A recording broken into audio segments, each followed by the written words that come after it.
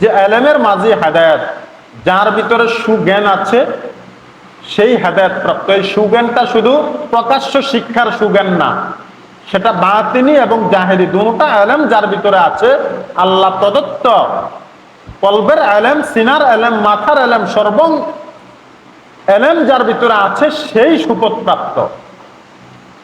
আর জ্ঞান, জ্ঞান থেকে মানুষের ইচ্ছার সৃষ্টি হয়, ইচ্ছা থেকে মানুষের শক্তির সৃষ্টি হয়, শক্তি মানুষের হাত পা অঙ্গ প্রত্যঙ্গগুলোকে পরিচালনা করে।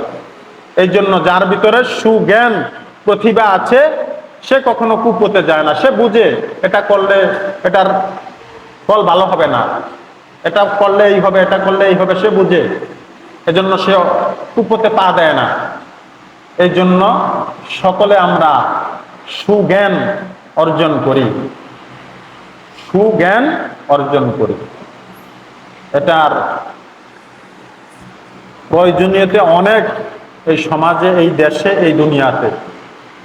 আখেরাতে সাকসেস হইতে চাইলে, দুনিয়াতেও সাকসেস হইতে চাইলে সুজ্ঞান অতি জরুরি। এই জন্য আল্লাহ তাআলা আমাদের সকলকে সুজ্ঞানী বানিয়ে দেব। সকলে বলে আবার আল্লাহুম্মা আমিন।